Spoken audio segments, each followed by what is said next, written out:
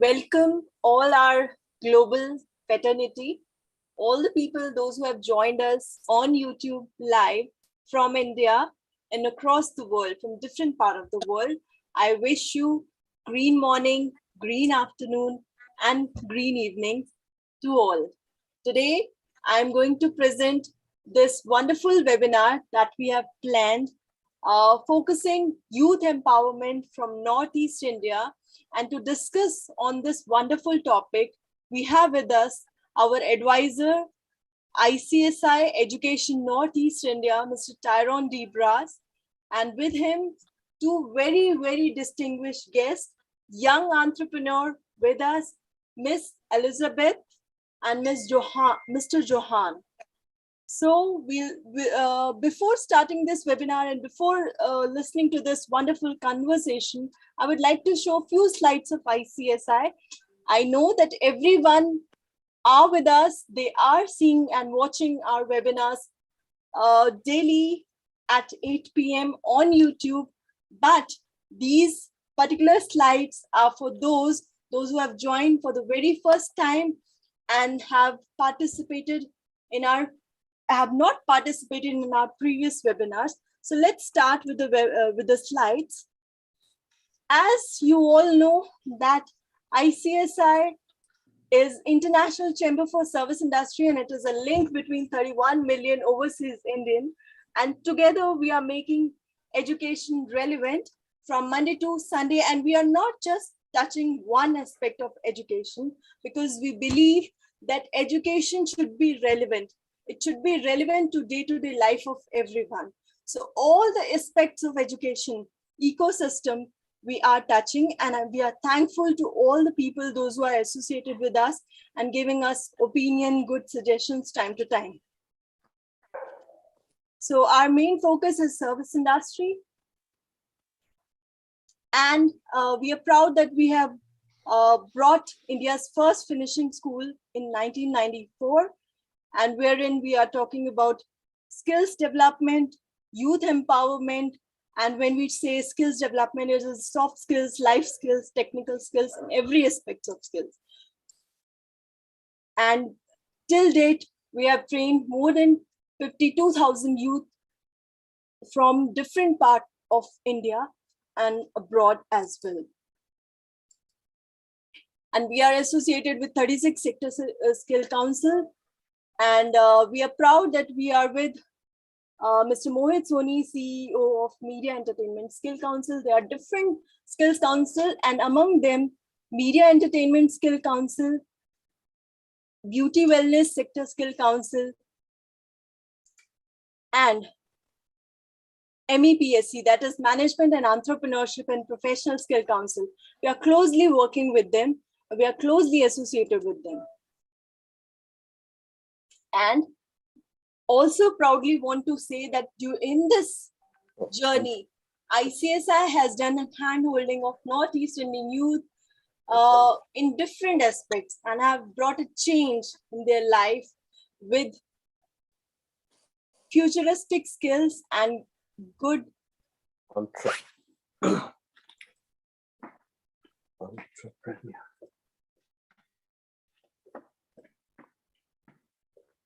Well, I'm sorry, for a minute, my voice has gone. So that is due to the technical thing. But 2021, we have dedicated teachers and youth empowerment.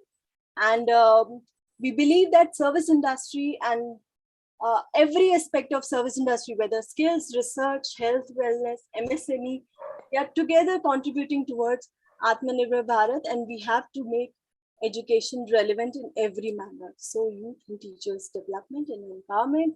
And during pandemic, we have converted our finishing school into e-Gurukul service industry, where you can register. This is our website, the homepage of our website. Please go click it and do register yourself.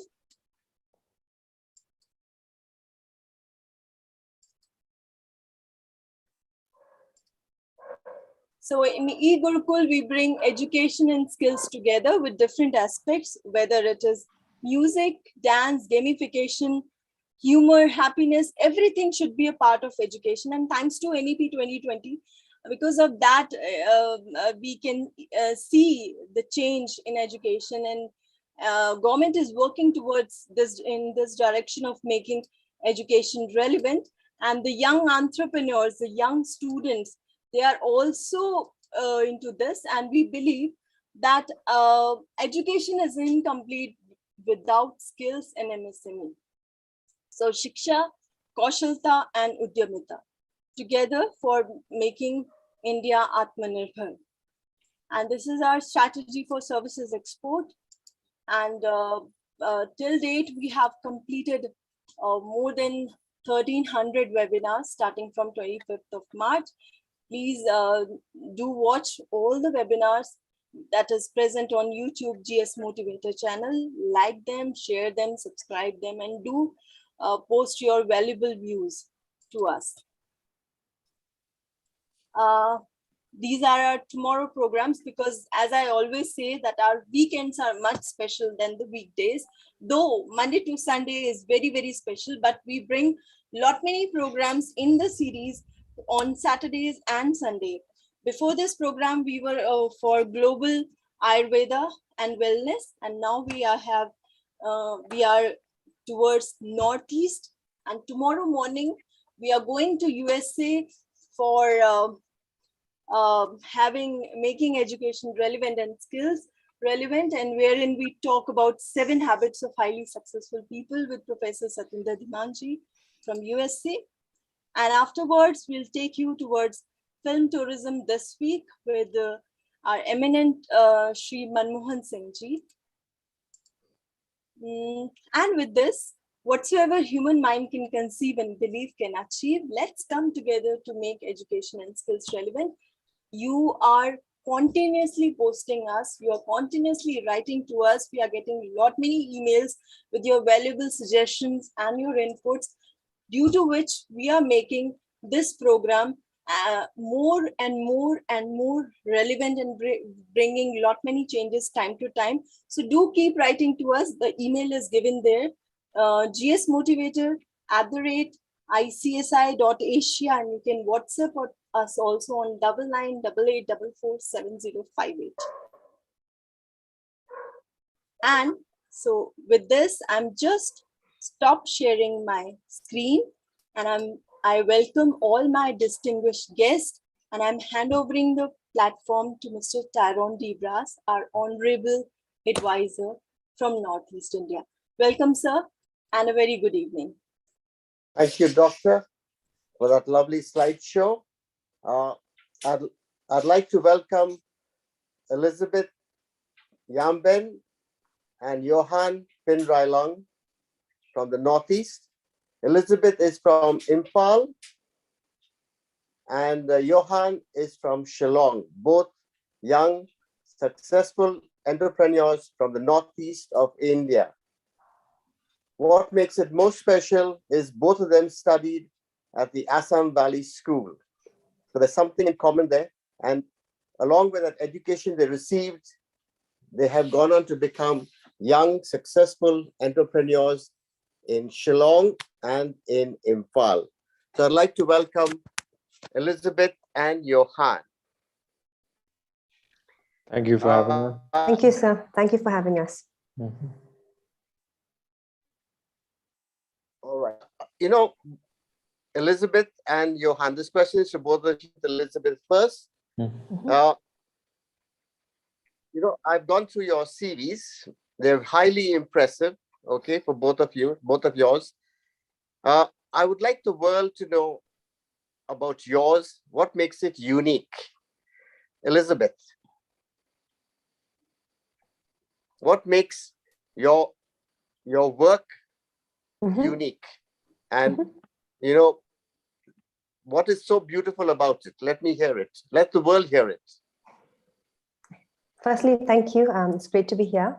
So I am the founder of Dweller Teas.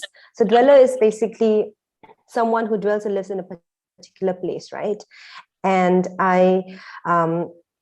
it's all about, you know, basically from our first day, you know, it's been all about sharing simple joy and sharing the local grown indigenous plants that we have here that are not easily available elsewhere.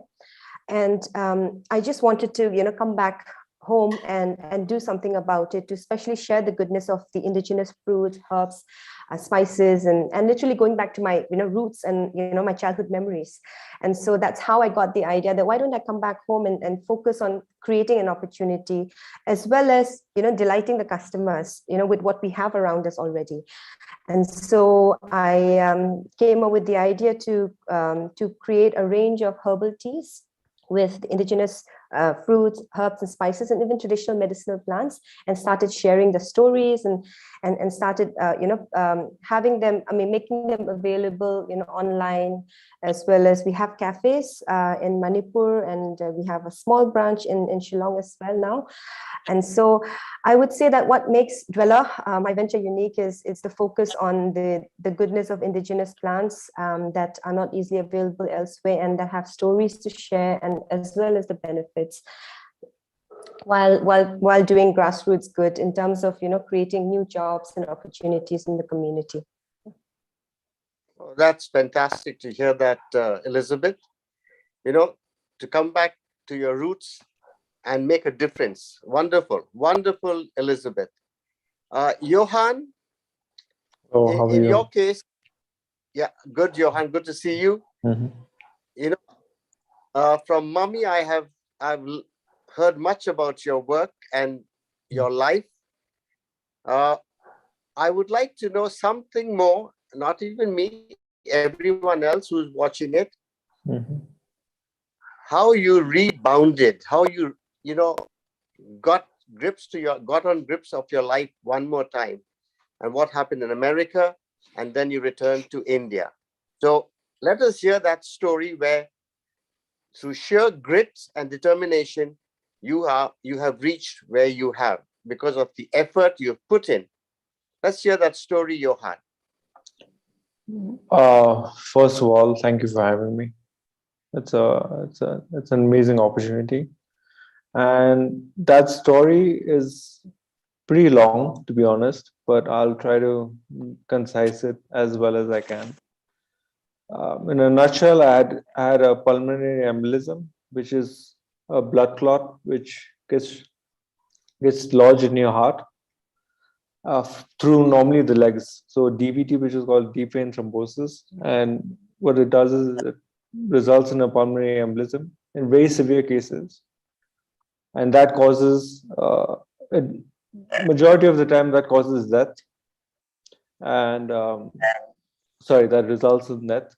And most cases, people don't come out the same. In my case, the embolism um, I had survived barely, but I had to bounce back from cardiac arrest, which lasted about 5 minutes, which subsequently, after a couple of days of me being in the hospital, led to some seizures and brain damage because of the lack of oxygen to the brain. So when you get a cardiac arrest, your heart stops pumping. So no blood goes to your brain, or whatever. So the thing is that, and so that had caused some more damage in the long run. So there was I'd woken up after a induced coma of about a month, without vision. I couldn't see, I couldn't talk, um, couldn't. My left side was paralyzed, and I was very weak because my nerves had shut down, which is a very important thing, which I want to talk about later. Why your nerves are so important? Because you could break a hand, and it would mend back, but nerves are not. Nerves are the links in your body. So once that link is shut down if the link is shut down from the cerebral cortex, then it's very hard for it to repair, right? So the thing is that's basically in a nutshell what had happened. How I bounced back from that, I remember I woke up from the coma, and I told myself, oh, someone was telling me, oh, I'm sure you'll get back to what you were. And that didn't seem good enough for me. I was like, no, I'm going to get better, So there used to be a mall when I was staying in my aunt's house in New York, when I was recovering initially. So there used to be this huge mall. So I used to go for my evening walks over there. So my aunt was like, you're gonna get back, you'd be able to walk again, you'll be able to do anything like you used to. And I was like, that's not good enough. So I think that mindset initially, it just made me want to go to do more and more and more, even to this day. And the what was like in my head, what was the alternative? Not do anything. So in a sense, it put me in a situation where I had to look at my life, and there was some people have options, and so I had no option, and I look at this no option situation as a blessing, because with no options, like no distraction, no option, I only had one thing to do, and just put in the work every day.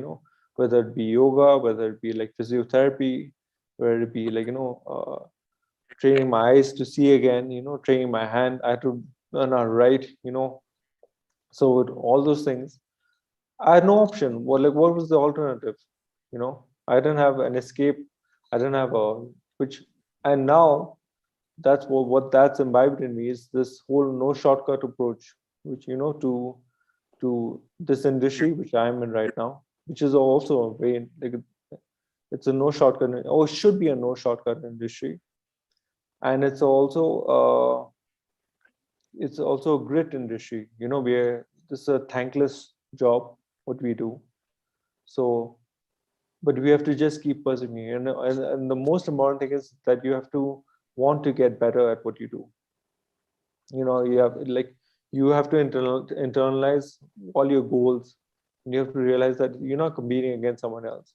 And that's the thought process people don't get their head around for most of their whole life sometimes. So that's a very important thing for us, or for me to realize that I'm only competing against myself. So yeah. Well, that's a wonderful story where you actually came out from the jaws of death, started a new life through sheer grit and determination, along with a lot of love and care from the family and friends to where you are today. Because I'm pretty well aware of what you are doing right now in Shillong. So I think it's a wonderful story for not giving up. And you have proved that. That's wonderful, Johann. Wonderful. Thank you. The next thing I would like to talk about is, the new businesses that are going on today in the world. And if you look around, all the top businessmen in the world, they have diversified, okay? And it is all through networking and moving into new areas to getting positive outcomes. Now you're in this business, let's say, Elizabeth, you're in this business for how many years now? Dwellers Tea. 4+ years now. Okay. You have been a chartered accountant as well from London. And so being a chartered accountant and moving into entrepreneurship, how does that help you over there to make business strategies? Right. Firstly, I think I had always been into commerce, accounting, finance. I mean, since I was in school, I had opted, from class 11 onwards, and that was a journey that I continued. And I think that the reason, firstly, why I chose, to go with the CA qualification was that I was always interested in business. I think that numbers can also tell the story of a business in a different way, and I just found that very interesting. And so I was mainly involved in just reading numbers and interpreting, the story of that, like what has changed and why, and how can that help you with your decision making. So, but obviously, I mean, I would say that having had that experience and the qualification has definitely helped me with my business day to day as well, because it's all about, at the end, numbers also that tell you the story and that pushes you. But I wouldn't I would want to change what I just said right now. But what I meant to say is that when I started the business, the compliances, firstly, there's just so much compliances to look at. And so that understanding of those compliances, and even preparing of the financial statements, how do you, calculate your profit, your the cost of goods sold, and many other of those aspects. I would say that helps in day-to-day business, as well as in the future decision making. Yeah.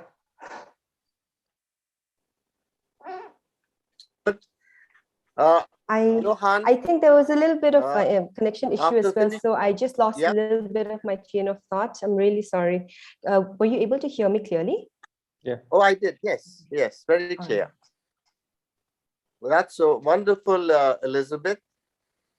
Coming to Johann, after finishing your college at St. Xavier's, one of the wonderful Jesuit colleges in the country, you went on to America to join the Culinary Institute of America, and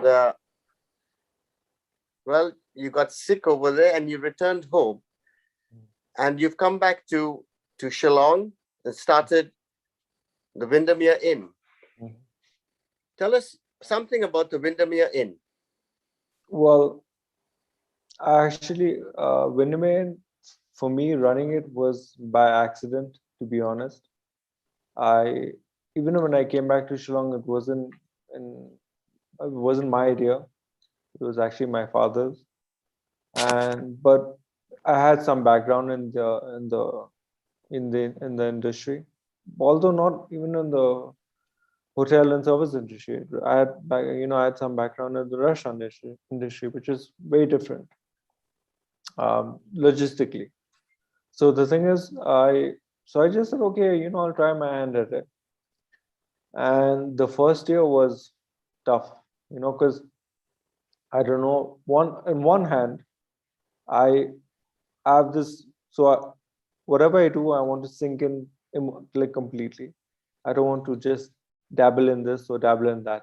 So it was very important for me while I was picturing myself taking over Windmere, the inn right now, which has 14 rooms and a restaurant attached to it as well. You have to have a vision for the place, or you have to have a vision for what you want to do with the place. And how I came about running it was, I just pictured it. What would this place be in 5 years? So, but the thing is that that's a boon and a curse.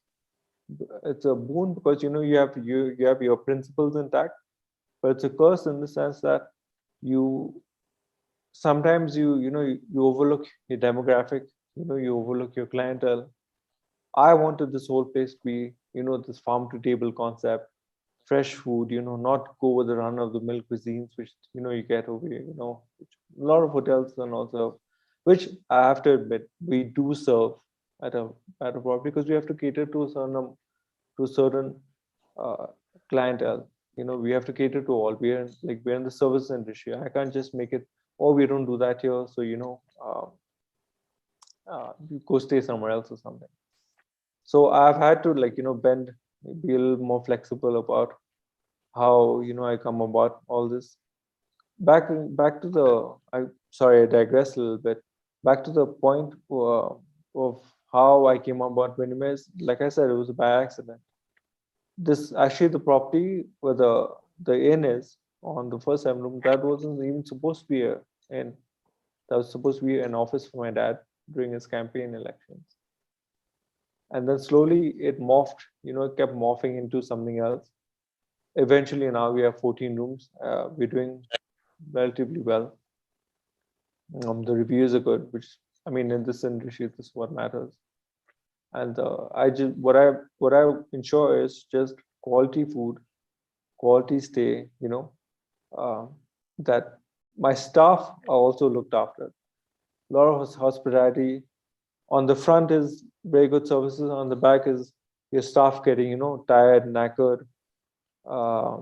And because I worked in restaurants in New York, I know, like, 12, 13 hours standing on your feet, you don't even get a break to sit, you don't get like a room to eat your lunch on, so your lunch in. So I didn't want that environment.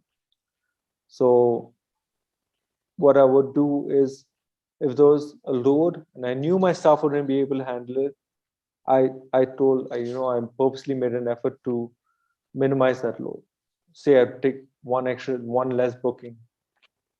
Because what's the point of taking on the booking, not being able to deliver your standards or what you want to set, what you set, just for that little extra money? But my staff isn't happy, the guest isn't happy, and I'm not happy.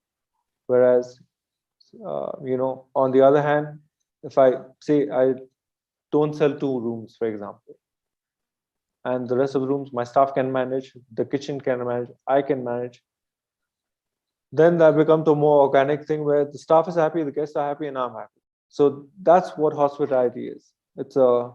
People think it's okay, serve, but it's actually like it's a holistic experience, because hospitality is done for you, not to you. So yeah. Right, that's a good thing that's happening over there. Mhm. And from the reviews that I have read, I think the Windmere Inn is one of the hottest properties in Shillong. Okay, so that's really wonderful. Elizabeth, could you tell us a little bit about Dweller's Tea and how people have taken to your product or products? Yes. Firstly, when I started, I had no prior experience in tea or food processing, and so I thought, what should be the unique value proposition, and so our focus has been primarily on the indigenous producers and local grown producers as well. So when we first started, I remember we had launched this new flavor. It was refreshing sumac berry tea, and it's basically an indigenous fruit. It's a very tiny citrusy berry fruit, and I mean that was the first flavor which was in the market as well. So I wasn't sure, because there was no way I could compare. But I just wanted to make sure that do I feel good, having it and sharing with other people.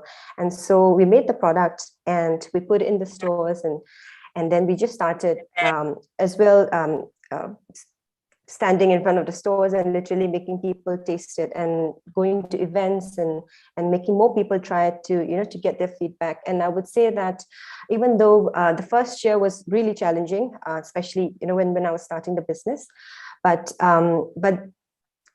once we were able to get more people to taste the flavors that we had made, I found that it was very encouraging, and from there we just kept on going, and we kept on making coming up with new innovative flavors. And we also started targeting what are the local grown producers, plants that are there that are being underutilized, that are simply going to waste, that we're not valuing enough. For example, there's this medicinal plant called Nongmangka. It's a traditional medicinal plant which is popularly consumed in Manipur, especially when you have cold, cough, because it's traditionally known for antiviral properties. And I found that the leaves, the evergreen leaves, basically, they go to waste all year round. And so we started going to the villages, collecting the leaves and started making them into our products as well. So I think that sharing our story, and as well as the benefits and how they had been used indigenously, because I would say that the younger population now, they're not growing up with the memories that we had growing up, having all the seasonal local grown foods, because there are many other alternatives now available, right? And so I think just sharing what we believe in, what we're passionate about, I think that also reach the customers, and that's how we were able to connect and get more repeat customers and go on from there.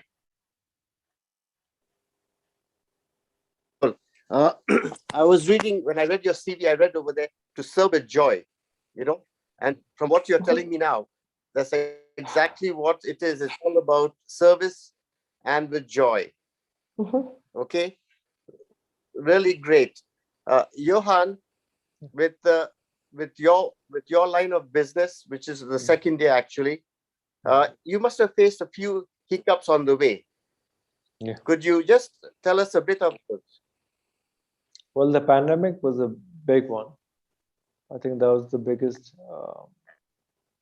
logistically, that was the biggest hurdle we faced, because we run on tourists, and then if there are no tourists coming in, what do we do, right? However, aside from that, there was initially I used to have this battle with what I want for the place and what realistically can be done. But in my opinion, I think what's important, what's made me come up to go on with this, for example, is you have to have your principles intact. So, for example, for Ellie's principles to serve with joy, quality products, right? And my principle is that no matter what, the customer has to be happy, right? I understand that, but the people who work here, I think I come from into the hospitality industry caring, I'd say, more about how my staff feel about the place than the guests, because I know the property being what it is and all, the guests will be happy, and but in the hospitality industry, if you take care of your backroom staff first, then everything just works smoothly. So that's the approach I had. Now, initially, I faced a little backlash because people would be like, "No," or someone would tell me, "No, you got to do this for the guests." No, I said, "No, you have to have guidelines. You have to have your timings or whatever, because whatever it is, they're people. We're not machines, right? So sometimes food might not taste as good. Does that mean we're a bad restaurant or bad restaurant? No, we're humans. We make mistakes. This is a human industry. Service industry is a human industry, and I don't see it being automated. For example, some places might automate it, but it's not going to have that touch. There's no other feeling where when I meet guests and I introduce myself and I talk to them and I explain what the vision is for the place, or if I go serve them personally in their rooms or in the restaurant, which I have no qualms about, and their faces light up. They're like, "Oh, this is amazing." The owner of the place is coming and sitting with us. He's serving us. Um, and because we're in the service of, this is the hospitality industry, you have to make them feel at home. Some of these obstacles, because sometimes, honestly, you face people you don't like. Hospitality. So, in a nutshell, hospitality in this industry, you basically have to welcome people like you'd welcome them to your house. The only catch is some people you wouldn't want to welcome into your house, but they still come, right? Because they made a booking. And now, how do you convince yourself that, oh, I gotta treat this guest like as if he was a guest in my house, for example. So sometimes you face these issues, but you come around. Not all people are bad. Majority of people, they're nice. They respect other people. You find, I'm sure you find in all walks of life, you find people who just want to stick out, I guess. Yeah. The way you've described your dealings with your staff in the Windmere Inn tells me as if you're walking in the footsteps of Ratan Tata. Okay, because he is a mentor. Yeah, really well. He's brought the hospitality industry to its highest point in the country and maybe in the world. And hopefully, with him taking over the Air India, it would get back its glory days. Yeah.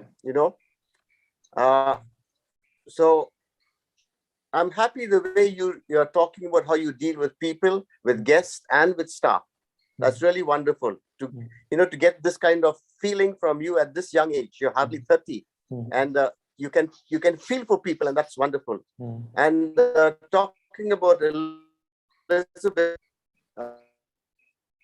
my daughter introduced it to me, and I found it really refreshing. You know, Thank you so much. thank you so much for experimenting and making it really work. You know, true leaders are actually breeders of leaders. How do you see yourself in that position? Breeding leaders, Elizabeth. I mean, I would say that firstly, it's about the culture that we want and that we work towards creating. So, for example, when at the time of starting, I just thought about what are the values that matter and that I want each person, that dweller, to have. What's the culture of dweller, for example? And so I started listing down like points which some of them include, such as treating dweller as your own, treating everyone with equal respect, and I would say that even as I go through the hiring process and how I go about managing my team, I think it's really about having clarity about the roles and responsibilities, and not just that, but think about the improvements and the growth of each person, and to have that person be the face. I mean, I would say that no competition, as Johann said, but more in terms of suppose the person who reports to me is doing great, right? That also reflects on me as a leader, and as well as on the company. So that I just wish to say that we all have that the power to influence each other, and to be more responsible in what we do. Yeah. Great, that's wonderful. That means you're taking the whole team to a higher level. That's really great. Johann, would you like to add a little more? I think, for me, leadership starts with yourself. What example are you setting? I think that's what's most important for yourself. In concomitance to what Ellie said, I drink a lot of water. I carry this bottle of water with me everywhere I go, and my staff started drinking a lot of water, because it's very healthy. Initially they didn't.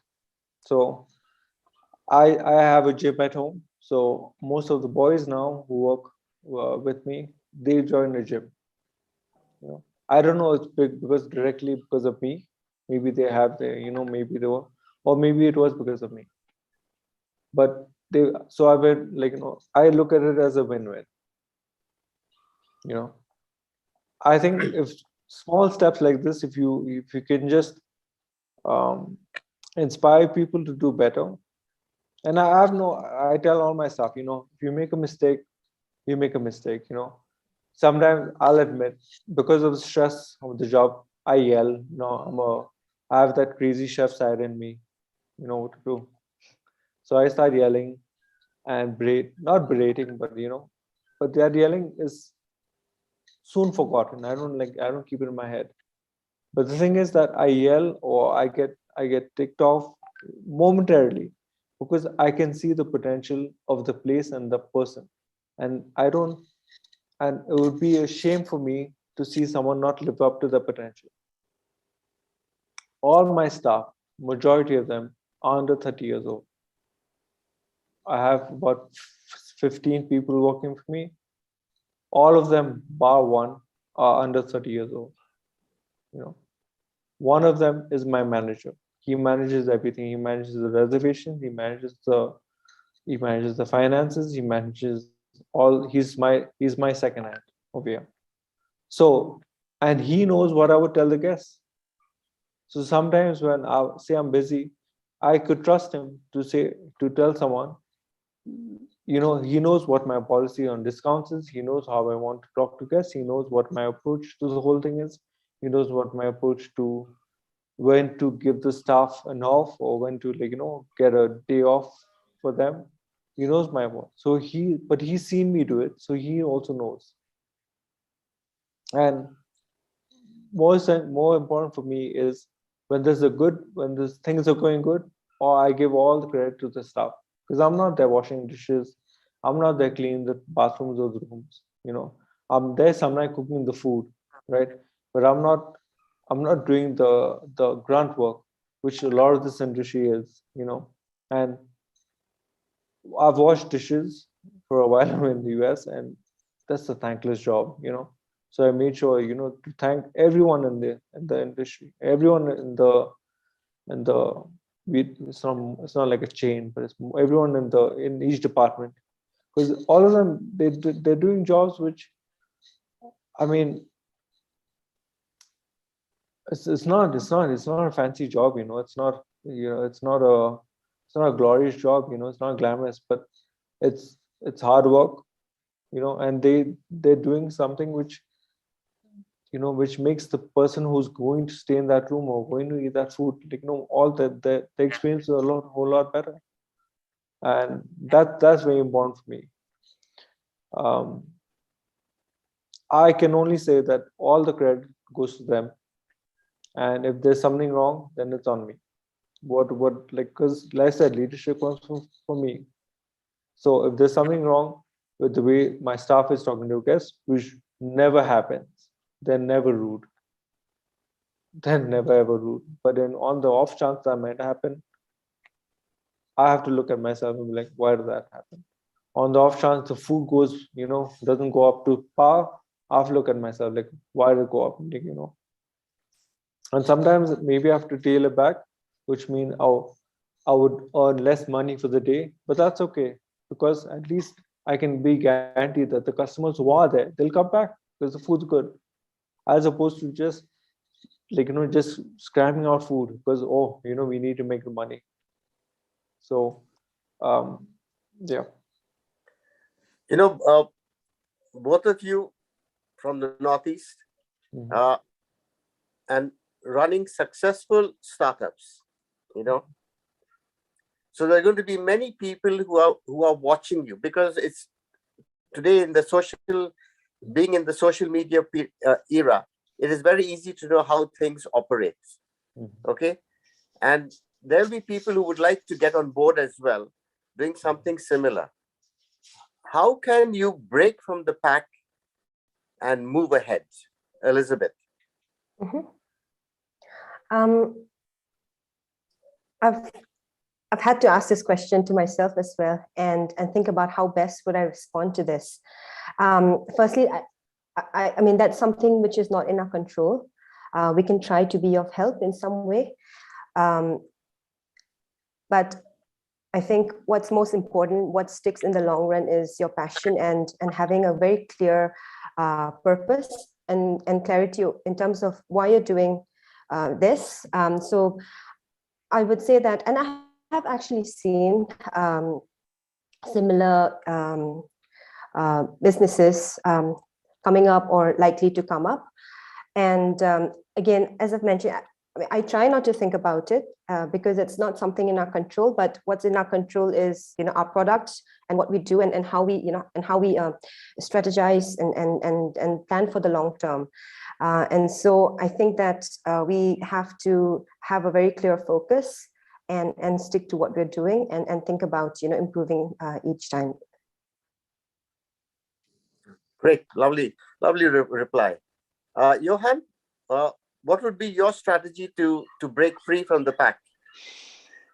Well, I'd like just to make clear that in my opinion, breaking from the pack doesn't mean you have to go do something outlandish. I think even minute things like, how my staff first approach comes to that could be.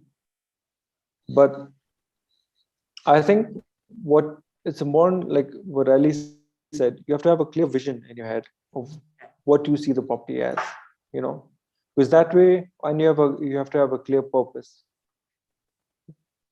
Because if my purpose is right and my vision is right, no matter what hiccups, pandemic, no pandemic, lean months, busy months, it'll all work out. Because if I'm only in it for the money, I wouldn't be working 12 hours, I wouldn't be standing in the kitchen, my staff wouldn't do that, I wouldn't stay up till the middle of the night thinking, oh God, who do we have to hire? And similarly, every hiccup or every bump on the road doesn't have to be this pull your hair out kind of moment, because that everything's going to work out. It's part of the process. Now, there's no end goal here. The goal is to keep evolving. Now, my hope is that the hospitality industry, which for a while has been customer first at whatever cost, to customer first, service staff also, and how can you meet halfway? Because the customers are paying, they're paying a lot of money to stay in certain properties, and I'd be remiss if the staff didn't provide it. So, which is why I tell my staff, you have to give your best, because the rooms aren't cheap, the food's not cheap. So, do you feel good about serving? Would you feel good about giving them a room with a dusty TV or a dusty table or a dirty window? And similarly with food, which primarily I handle now. If someone's paying 300 rupees for a plate of food, for example, would you be happy if the food's not warm, the vegetables aren't cooked properly, if the sauces ain't right? I mean, would you feel okay with yourself? If you could, then you're not going to work with me very long. But if you don't, then we could see a team going further. And I think this personal accountability, which is what I imbibe in my staff. Do you feel good about what your service is today? Right? Now, some of them can't answer that, which is okay. They don't it's not that they don't have it in them. Maybe they're just not thinking like that. But I definitely try to keep asking them that. Do you feel good about serving this? Do you feel good about how you spoke to this guest? Do you feel good about how you handle the situation? And if you feel good, then okay. Then I have to look at the situation and assess. But if it's can I give you a short example, a small example? There was a guest who came here a few weeks ago, and we saw the room, and our rooms are nice. I like they're nice, cozy rooms. And he said something to the effect, "Oh, this room is smaller than my servant's quarter or something." And he told he told one of my staff that. And so I thought that was a little rude, because he didn't tell me that. And I had helped some of my staff take his luggage to his room. So he was telling the girl who works at the front desk, he was saying, "Oh, my room is bigger than the staff." Now, I don't guess like that when they come, in my opinion, is be very hard to turn them around. So I just spoke to the guest. I'm like, "Listen, here's your refund.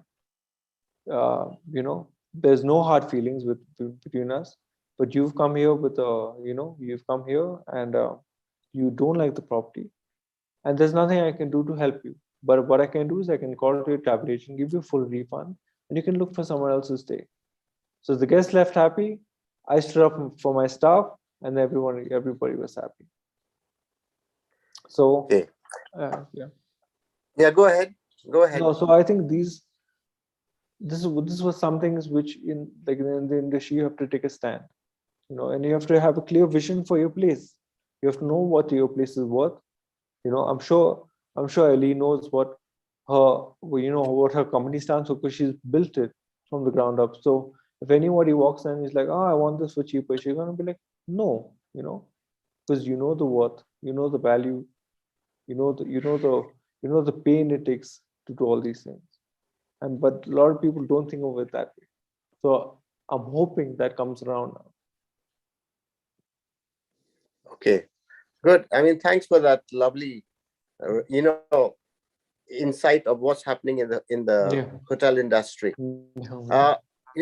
One thing that's we are a little concerned about is global warming and climate change, and it's affecting the whole world. And the two businesses that the two of you are in, okay, is going to be very challenging. How do you foresee the future, Elizabeth? Right. Right. I mean, I would say that I think I was reading research. According to research, it said that when tea production supply it's expected to fall short, I think by 2050. And so production, it is going to be affected. And so we have to, think about, what we can do. So at this point and in the future, our main focus, as I've mentioned, has been on the naturally growing fruits and herbs. But we are looking at how, we can diversify as well. And as well as create more balance, create combinations which can actually help increase the supply. That's what we're looking at. We're looking at more plantations, but mainly, as I've mentioned, focus on plants which are already naturally growing, so that at least it is the local conditions are more favorable. Thank you, Elizabeth. We are all wary of what could happen, and the work that you and Johann is sustainable development. If we focus on that, I'm sure we can move forward. Johann, how do you foresee the future of tourism in Meghalaya or Northeast? I think, in my opinion, tourism in Meghalaya is just scratch the surface. There's so much to see in Meghalaya. There's so much that can be made in and around nature in Meghalaya. We've built 14 rooms and a hall, but we've still kept a lot of the landscape on our, on the property.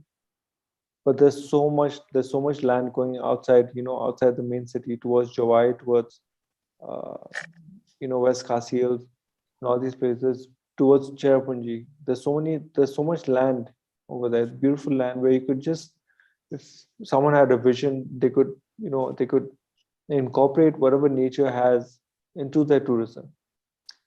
The pitfalls I see is, one, again, pandemic, socio-economic issues, mostly social. I think whatever unrest comes about here and then, that has to stop, because if the more tourism thrives in Meghalaya, the better it is for the state. Okay. Yeah. Well, we've had a wonderful, insightful conversation with Elizabeth and Johann, and both of you are role models, and people who are many in Shillong or maybe in Manipur have watched Elizabeth and you, Johann, grow and take wonderful steps in your work. Dr. Chitra, would you have something to add over here? Yes, sir. Yes, sir. I am listening to both our guests, and I just want to, first of all, applaud both of them. It's a very inspiring session, and with this, promptly I have come in my vision a very old Hindi song, which says that मेरे देश की धरती सोना उगले उगले हीरे मोती मेरे देश की धरती. So these are the diamonds of our country, and such diamonds are spreaded all across the world in every corner. And hats off to Mr. Johann and Miss Elizabeth for what they are doing. If you permit me, I want to ask one or two questions from them, if you allow me. Very quick questions. Yeah, go ahead. So, Miss Elizabeth, my first question is for you. As you told, you're doing a wonderful job, ma'am, and even you told about the medicinal plants that you are catering and you are putting into your products. So I would like to ask that in future, how will you seeing the medicinal plants, especially in Manipur, being incorporated in your business idea and being taken forward into the different parts of the world? Are you planning to expand onto this, specifically the medicinal thing? Yes, yes, definitely. That's what we are, focused on. Firstly, these are, traditional medicine plants with traditional knowledge that needs to be preserved, and at the same time, to make the efforts to convert from traditional based to science backed, more science validated knowledge as well. And so with that, because we are also sharing the stories and as well as scientific values that that needs to be validated, because they are slightly under researched at the moment. So when I wanted to, as I mentioned, there's this medicinal plant called nomanka, right? So it's very bitter in taste. So the first response would be not very good, because you would want to have it only when you're unwell. And so in order to introduce and make this flavor more palatable, I started blending with more complementing ingredients like ginger, green tea, that helps in offsetting the bitterness and making it more suitable for everyday sipping. And so this is something that so this is a blend, one of the products that that we have really standardized and now working towards. We're already shipping online, shipping nationwide, and by the end of this year we will start Amazon global shipping as well. Yeah. Wonderful. Thank you. Yes, sir, please. Doctor, you have a question for Johann? Yes, I have. Yeah. So, Mr. Johann, we have listened to you very carefully, and it's a wonderful journey that you have come up with, and your venture that you have come with your hotel. And it seems that like it is more towards ecotourism and towards nature that you are putting up sustainability. I want to ask that how you see the tourism in Meghalaya. We know that it is one of the very prominent tourism destination of Northeast, but after pandemic also, and how you are looking towards ecotourism side of tourism. So I just want to have a clear picture of tourism from you as a native of Meghalaya and as an entrepreneur in this particular field. What you have to say about the tourism and the growing prospects? First of all, I mean, if it's no offense to anyone, but I don't want to put any labels on the tourism industry. So I don't want to associate with, I don't want to associate with ecotourism or any of that sort. The idea because I work for Windmere and I represent my hotel or my hotel.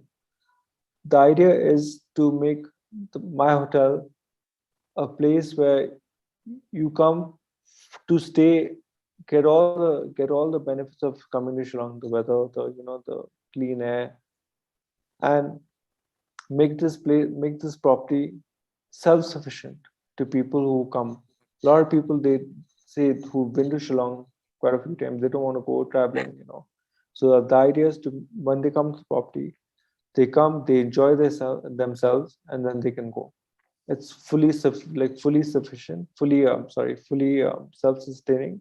So you come, like, it's a one-stop shop. If you come in to relax, you could relax. If you come in for a meeting, you could have a meeting. If you're coming to go to the spa or anything, you could do that. Also, because it's built in around trees, there's a lot of nature which we've preserved around the place. You get to enjoy whatever's natural around you. So you're not in the heart of the city. The hotel's not located in the heart of the city. You're actually on top of a hill. So those are the benefits which I see for the property. Now for Meghalaya tourism, I think if first of all, more people need to come about to Shillong, and more hotels in Shillong need to provide a quality stay for the guests, and and make sure that their staff is also looked after in the respective hotels. Mm-hmm. I think that's my approach to tourism for anywhere in the world. That the industry is hard, yes, and it's very tiring and taxing. But the thing is that how are the hotels looking after the people who work for them? Because if the hotel looks after the people who work for them, then the people who look after the guests who come and stay at the hotels. So I think that'd be the approach. My approach to holistic, I'd call it holistic tourism. Yeah. That is more appropriate, holistic. Yeah. Thank you for that. One more thing I would like to ask from both of you, that as an entrepreneur, you are young entrepreneur and lot many young people are watching. So what one thing must be there in an entrepreneur to become an entrepreneur? Like one thing, every youth who's listening, what you want to tell them, that if this quality is there in you, you can become an entrepreneur. Your own opinion. First, we would like to hear from Elizabeth, and then from Johann, Mr. Johann and Ms. Elizabeth. So, ma'am, yes, please tell us what one thing you feel should be there. I would say passion and drive, because when you're on the entrepreneurial journey, there are going to be so many hurdles, obstacles, challenges, and what helps you to keep going on this journey and to keep finding solutions, I think would be your passion and drive that keeps you going. Thank you. And from you, Mr. Johann? I think having a clear vision for what you want, because if you have that clear vision for what you want, no matter what the obstacle is, you could, because it's in your head, it's clear, and it's almost like a clear vision, like a clear picture of what you want. So when you have that, then any obstacle which comes, any hurdle, whatever, because you have that what you want in your head, you could always go for it. That's, and also passion. It's very hard to sum it up in one word, because I think in different fields of economics or commerce or what have you, I think the passion, or the advice I would give to entrepreneurs is context. Depends on the context. Yeah. Thank you for this very relevant answer from both of you. And this is all with me, Tyron sir. And right, Doctor. I'd like to thank Dr. Chitra for, letting us know more about the ICSI and its wonderful work that it's doing. I'd like to thank Elizabeth and Johann for the spirit that they project over here and the work that they're doing, giving it back to society. I really appreciate and respect the two of you for the wonderful work both of you are doing. Thank you so much, and good night, Elizabeth and Johann and Dr. Chit. Thank you. Thank you. Thank you, sir.